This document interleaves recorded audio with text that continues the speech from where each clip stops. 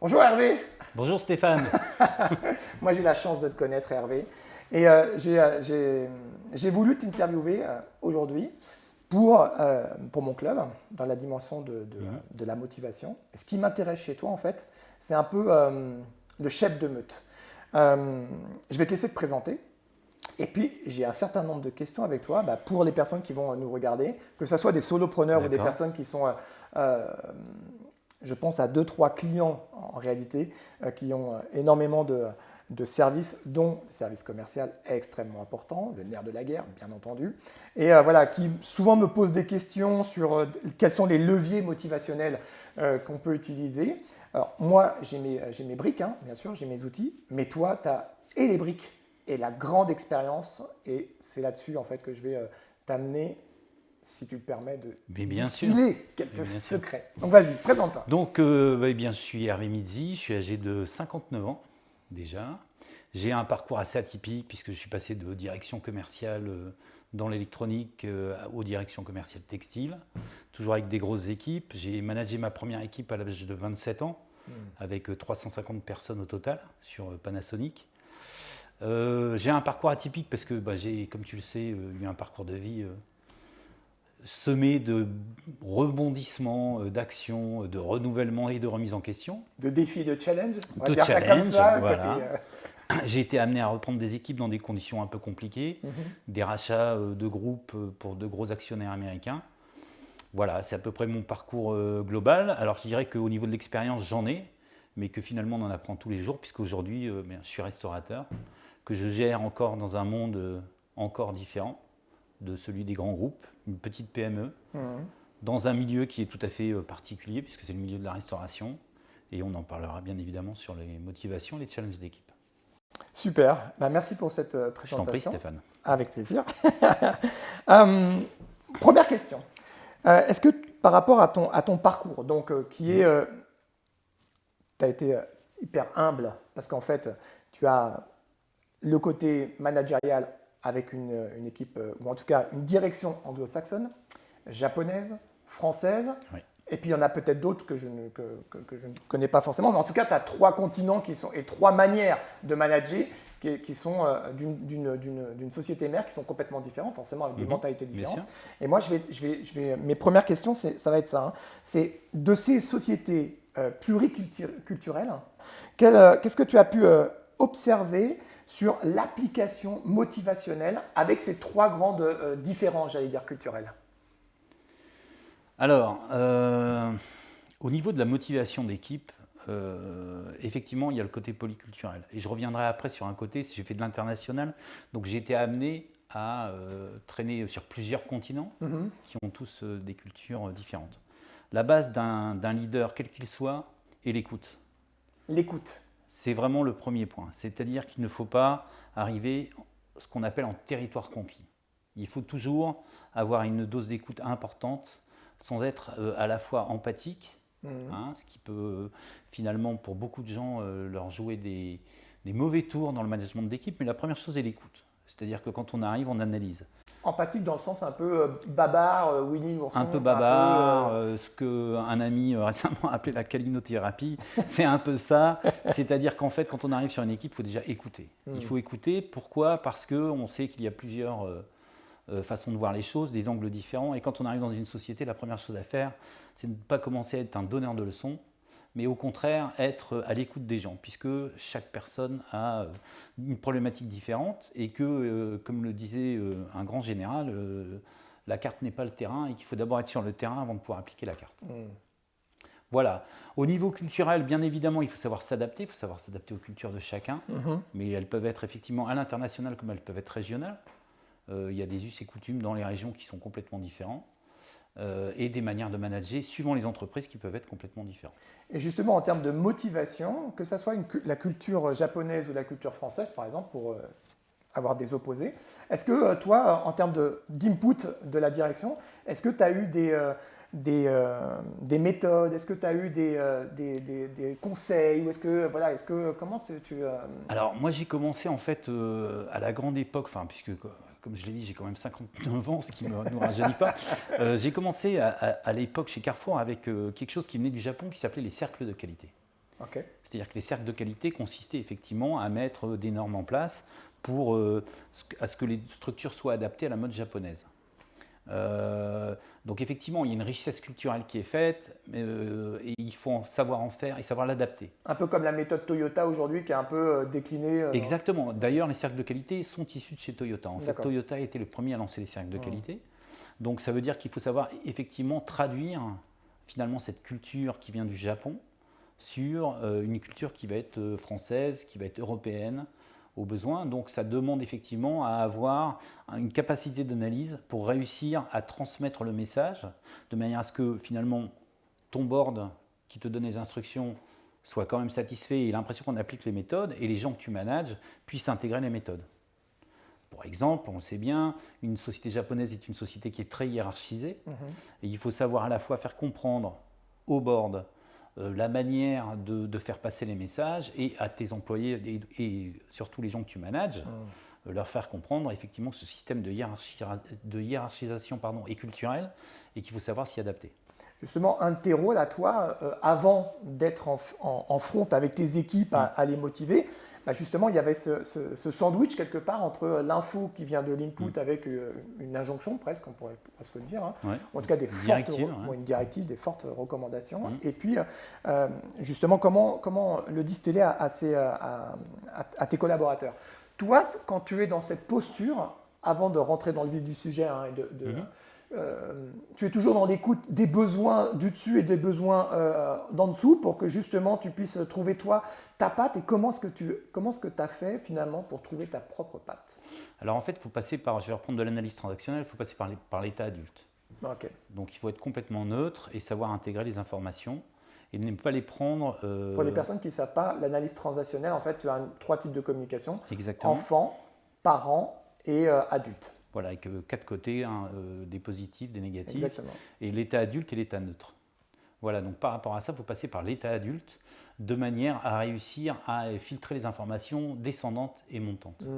C'est vraiment la base de tout management d'équipe et de manière à pouvoir faire une synthèse et pouvoir transmettre un message vrai des deux côtés. Sachant que, par rapport à ça, il faut quand même savoir passer les bonnes informations. C'est-à-dire qu'il ne faut pas servir de filtre, il faut servir d'analyse. Ouais, c'est ça. Très important ça, de ne pas servir de filtre. C'est une grande difficulté, justement. C'est la difficulté numéro 1. Ouais. C'est de filtrer et finalement de ne retransmettre que ce que l'on veut transmettre. Et donc là, on envoie automatiquement des strokes qui sont ou négatives ou positives. Mais très souvent négatifs, parce que quand on filtre, on a l'impression de tout savoir. Finalement, ce n'est pas grand-chose et il faut réussir à poser ce temps-là, avoir un temps de pause, de manière à pouvoir transmettre l'information. Justement, ça a été quoi une grande erreur justement de filtration hein, et de renvoyer un mauvais message qui t'a servi de leçon pour le grand manager que tu étais sur la fin, même encore aujourd'hui d'ailleurs, mais plus petite. Je préfère préciser pourquoi la fin. Alors en erreur… allez, raconte-nous une énorme erreur.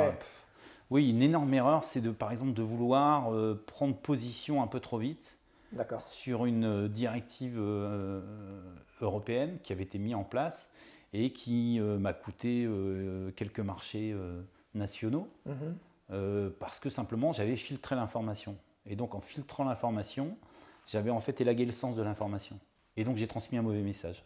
Par rapport à tes croyances, hein, quand tu dis filtre, en fait, c'est la perception. Voilà, de toute façon, comme tu le sais, l'être humain obligatoirement a des croyances. Et souvent, ce qu'on retrouve surtout dans les grandes entreprises, c'est des égos démesurés, avec des gens qui ont l'impression de tout savoir, parce que ça fait des années qu'ils font ça.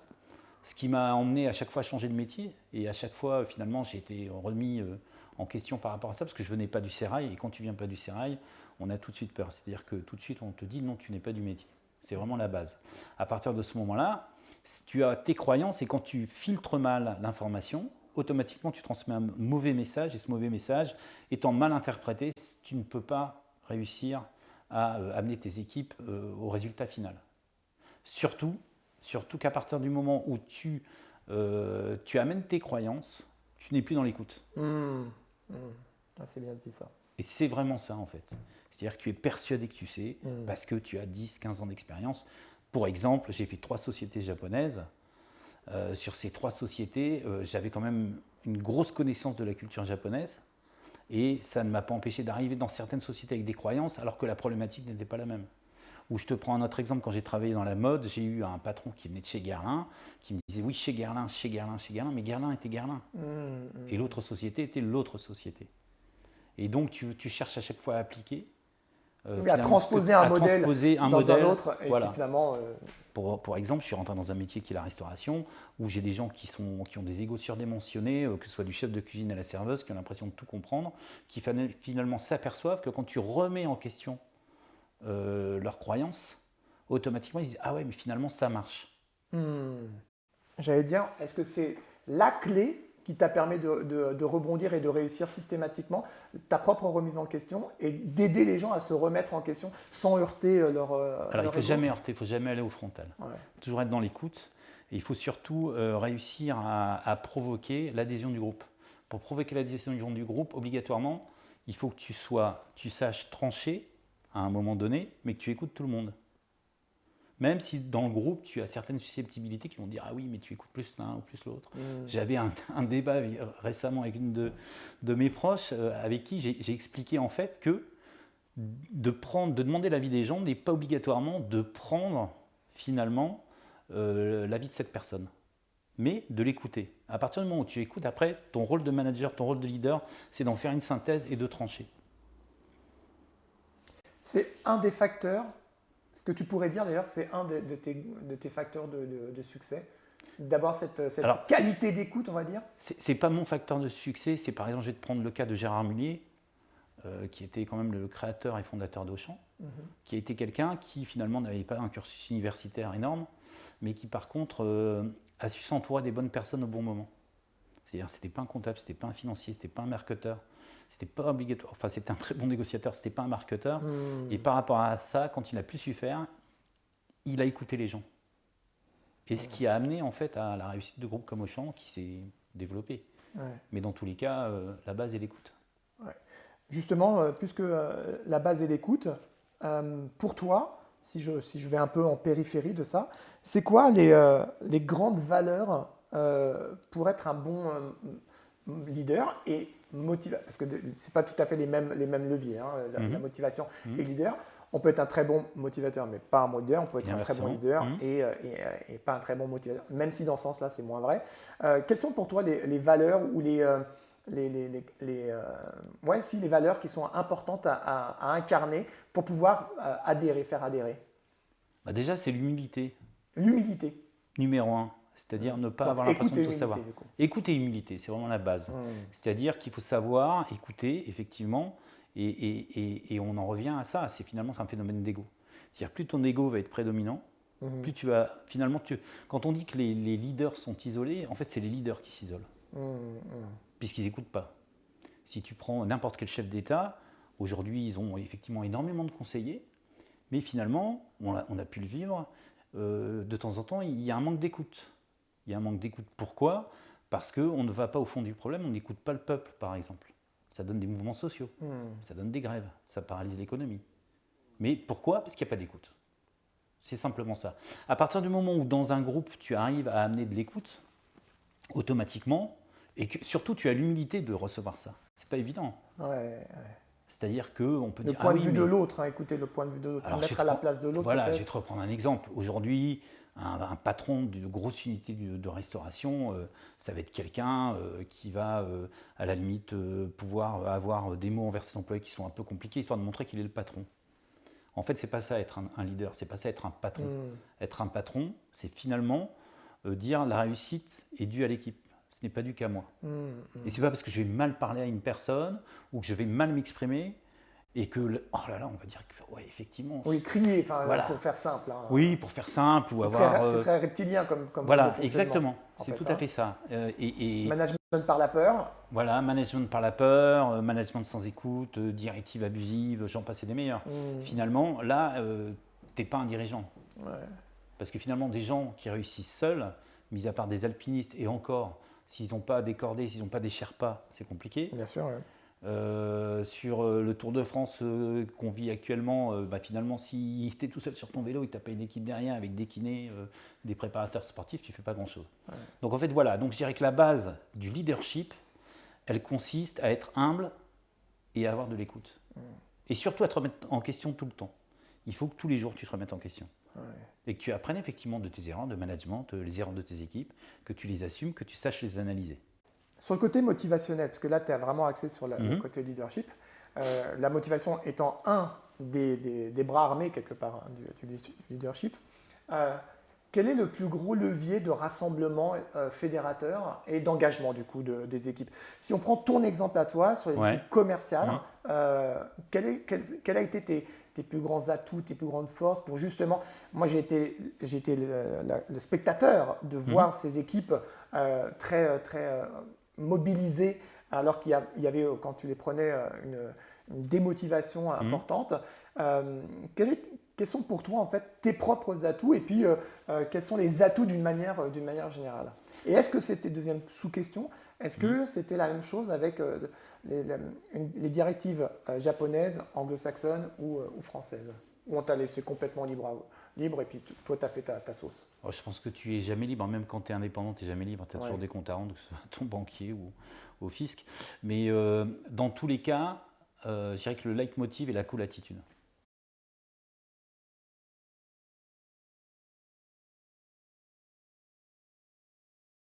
La cool attitude? Exactement, Ah ouais. la cool attitude.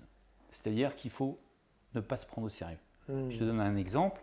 Je suis rentré dans une société de vêtements pour enfants. Ouais, c'est ça. Sur Ça, celle-là, je lequel- pensais. Voilà, tu pensais à celle-là, sur lequel effectivement j'avais des dossiers comme ça. Quand je suis rentré, la DG m'a amené en me disant bah voilà ton assistante ceci, ton truc cela. Bon. Et puis on a fait notre petit bonhomme de chemin, on a amené plus de 250 magasins à travers le monde. Et les gens du siège nous voyaient toujours en train de rigoler, de boire des cafés. Et les gars se disaient mais au GEX, qu'est-ce qu'ils foutent au GEX? C'est pas possible, ils sont tout le temps là. Et puis quand tu arrivais en présentation de fin d'année, où tu avais 500 personnes qui arrivaient, les gars regardaient les PowerPoint, ils voyaient telle progression, tel magasin implanté sur tel pays, etc. Et finalement, on était dans la cool attitude. C'est-à-dire qu'il faut que tu crées il faut éviter de créer un environnement hostile Et clivant. et clivant. Il ne faut pas qu'il y ait de clivage.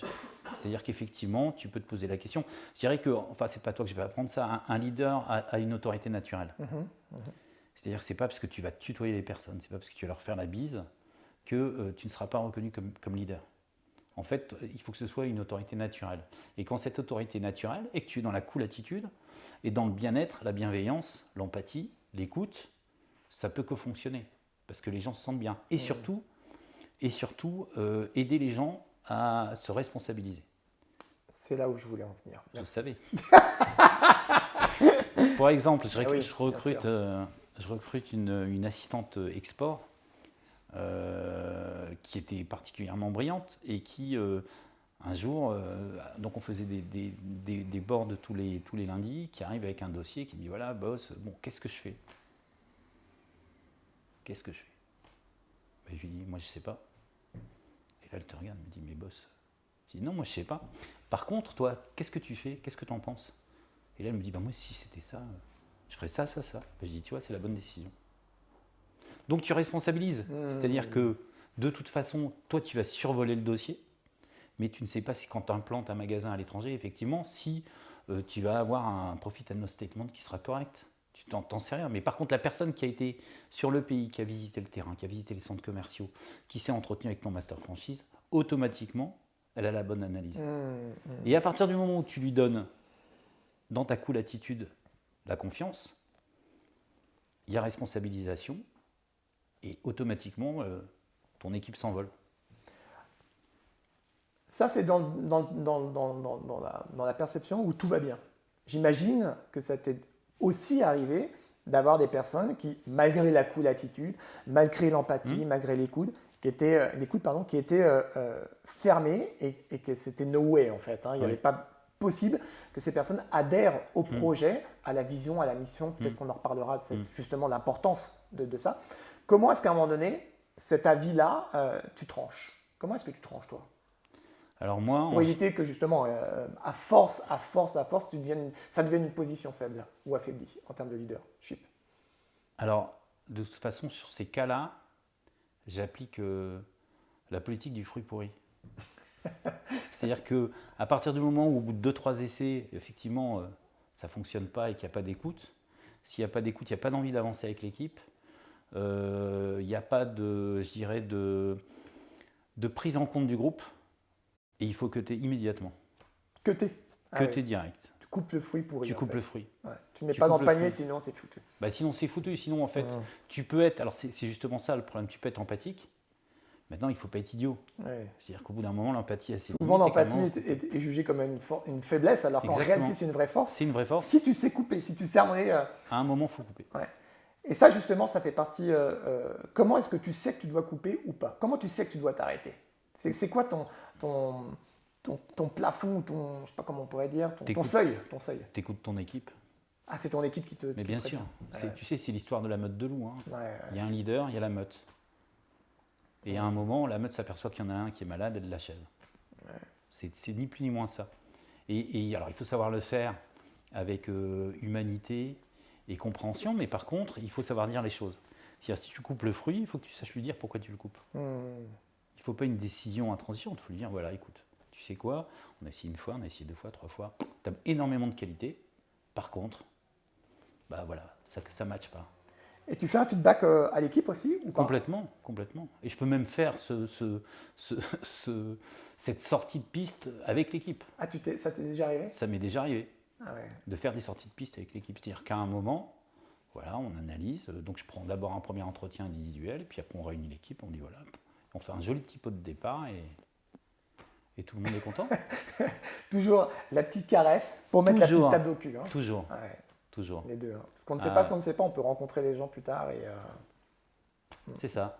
Mais il faut toujours rester correct sur tout ça. Pour la motivation, là tu viens de l'évoquer, du chef de meute, hein, de l'équipe. Qu'est-ce que tu conseillerais à des chefs d'entreprise qui ont des difficultés à motiver leurs équipes de prod ou leurs équipes commerciales? D'ailleurs, je pense que c'est un peu les mêmes leviers. C'est un peu les mêmes structures. Ouais. Qu'est-ce que tu... alors peut-être pas conseiller, parce que les conseillers ne sont pas payants, mais suggérerais en tout cas, proposerais par rapport à ton expérience. Je pense que pour connaître un sujet, il faut l'avoir vécu. Ok. Donc tu ne peux pas... Alors je te donne un exemple. Hein. On a eu des gros cabinets comme le BCG qui sont intervenus dans des entreprises dans lesquelles j'étais. Et la force de ces gens-là, même s'ils pompent du slide en veux-tu, en voilà, grosso modo, c'était d'aller sur le terrain. Alors si un dirigeant a un problème avec une équipe de prod, un matin, il faut qu'il mette un casque, un bleu, puis qu'il aille voir comment ça se passe tous les matins. Tu as un problème avec une équipe commerciale, tu vas rencontrer les gens et tu t'imprègnes de ce qui se passe. Tu ne peux pas prendre une décision, tu ne peux pas être motivant si tu ne sais pas ce qui se passe. Et si toi-même tu n'es pas motivé? Et si toi-même tu es donneur d'ordre? Exactement. Quelle est la place pour toi, la dimension de la vision, de la responsabilité et dans le succès de la motivation? Alors, et de l'argent. Tiens, du coup, on va mettre une petite troisième. Attends, reprends les éléments. Donc, tu m'as dit vision. Vision, la responsabilité et l'argent. C'est quoi pour toi les niveaux en fait d'engagement qui permettent à un être humain de suivre son chef de meute? On revient à l'histoire de la meute. La vision, il faut qu'elle soit claire. Et la vision, c'est l'analyse de ce qui se passe dans ton équipe. Okay. Donc, tu reprends les informations de l'équipe. Tu analyses. On revient sur l'histoire de l'écoute. Hein, toujours, c'est la base. Et tu donnes le cap. Et pour donner le cap, il faut que les gens y aient adhéré. Et pour que les gens adhèrent, il faut que effectivement tu remontes ni plus ni moins leurs idées. Et en fait, cette motivation, à partir du moment où effectivement tu prends l'avis de tout le monde, que tu en fais une synthèse, que tu la modélises, et qu'une fois que tu l'as modélisée, les gens vont y adhérer. Puisque ce sont leurs idées. D'accord. Toi, en fait, ce que tu es en train de me dire, c'est que toi, la direction te donnait les 100 millions, par exemple, ou l'implantation au Moyen-Orient, OK. Et j'imagine qu'ils avaient certaines idées, bien sûr. Toi, tu prenais cette information, hein, tu pressais le citron, et puis tu repressais le citron de l'autre côté pour faire toi-même en fait une espèce d'analyse sur la meilleure trajectoire pour atteindre cet objectif. C'est un peu ça que tu me dis? C'est-à-dire que si tu veux, si demain tu me donnes 100 millions d'objectifs à faire, si je me mets seul à essayer d'adapter une stratégie pour atteindre ces 100 millions, automatiquement je ne les aurai pas. Et on va faire un parallèle avec l'argent. Je vais t'expliquer, toi qui es un footeux, qui est reconnu, hein, qui est international, Invétéré. Il y a une, tu vas m'aider d'ailleurs, je me souviens plus de l'époque, mais il y a une demi-finale d'une coupe quelconque entre le Koweït et la France.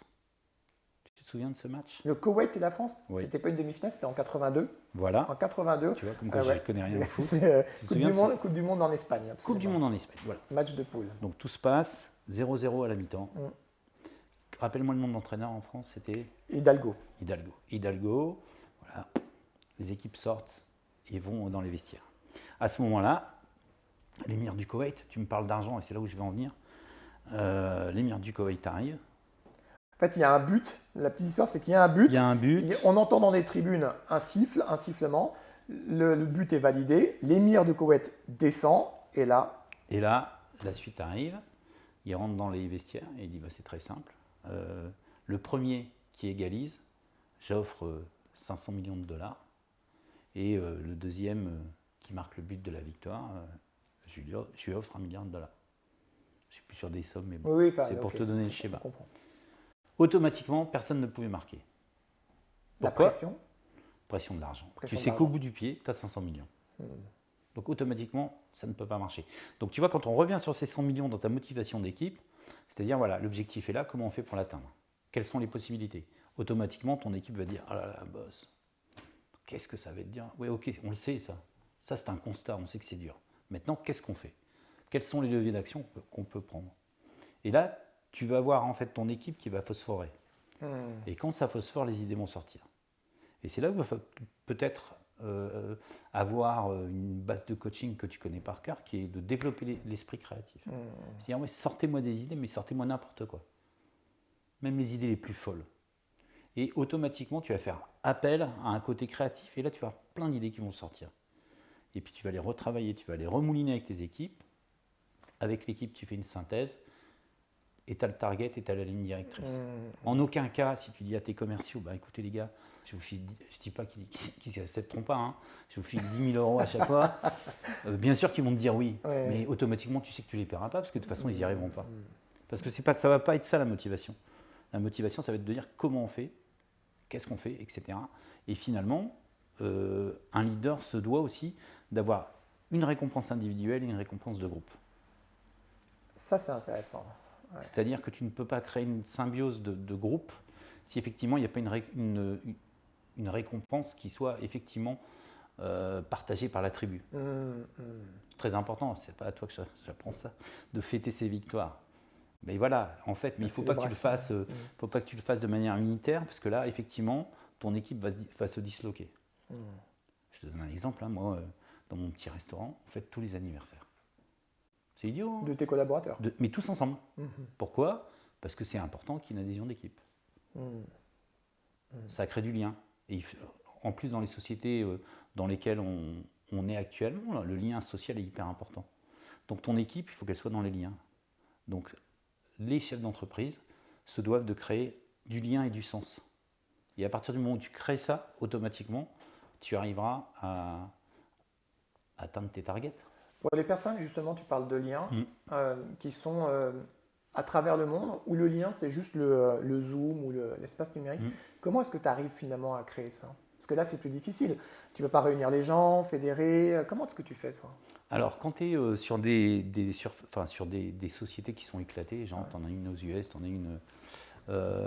c'est important quand même. Alors, je te donne un exemple que tu as connu d'ailleurs, qui était dans une des sociétés qui s'appelait CWF, qui faisait tout ce qui était vêtements de luxe. On avait 2 séminaires par an et on réunissait tout le monde. L'Australie, les États-Unis, etc. Parce que tu es obligé de créer ce lien-là. Après, tu peux effectivement, de toute façon aujourd'hui, tu as des systèmes de communication qui sont quand même efficients et tu peux faire des multiplexes. Après, rien ne remplace effectivement le fait et la reconnaissance. Alors, je te donne un exemple. Les dernières sociétés que j'ai faites, on avait une filiale aux US. Et bien évidemment, la personne qui était en charge de la filiale aux US venait en France. Reconnaissance. Et puis, il y a l'impression d'appartenir à une tribu. Ouais. Sentiment d'appartenance. Très important. Reconnaissance, la tribu, de toute façon, ça fait partie. Hein. Les leviers, on les a évoqués tout à l'heure. Hein. Pour pouvoir motiver, il faut responsabiliser, il faut que ça soit fun. Exactement. Surtout pas l'argent. L'argent, handicap. Hein. Sauf certains profils, on est d'accord. Est-ce que tu savais que finalement, pour l'histoire de l'argent, il faut 3 conditions pour que l'argent soit un vrai motif, un vrai lien de motivation? Ouais, vas-y, tu me les donnes, je suis sûr que ça va m'intéresser. Il faut que l'objectif soit connu à court terme et une action répétitive. Connu de la personne. Hein. Connu de la personne. Ouais, à court terme et Ouais. répétitif. C'est-à-dire qu'il n'y a pas de notion de réflexion. C'est pour ça que tu disais tout à l'heure, dès lors qu'il y a un challenge créatif, en fait, ça ne marche pas. C'est évident. C'est fou, hein. Alors toi, tu le savais avec tes mots, moi je le savais avec d'autres, mais ces trois conditions-là, si vraiment vous voulez mettre, si vous voulez mettre un billet pour motiver vos commerciaux, faut qu'il y ait ces trois critères-là. C'est-à-dire qu'il n'y a pas de réflexion. Obligatoirement. Ouais, c'est fou, hein. C'est fou, ça vous fonctionne comme ça. C'est très clair. Ouais. Justement, ça sera ma dernière question. On va prendre deux cas de figure. Qu'est-ce que tu dirais à des chefs d'entreprise qui justement ne parient que sur payer les commerciaux pour pouvoir aller au front. Donc, tu as évoqué un peu le sujet, mais s'il y avait vraiment trois clés que tu pouvais leur donner, veux-je arrêter peut-être? Alors la première, c'est prenez Stéphane comme consultant, vous irez plus vite déjà. C'est la première. La deuxième, en fait, est-ce que fondamentalement, les gens qui travaillent dans vos entreprises sont motivés par l'argent ou sont motivés par vos valeurs? J'adore. C'est vraiment la base. Le troisième, oui, arrêtez tout de suite. Arrêtez tout de suite, vous allez amener tous les chasseurs de primes du marché qui n'ont pas obligatoirement les compétences pour réaliser vos objectifs. En coaching, est-ce que cette question, ce mode de fonctionnement a déjà porté ses fruits? Voilà. Dans 99% des cas, la réponse est non. C'est fou. Et pourtant, on fait quand même la même chose. Exactement.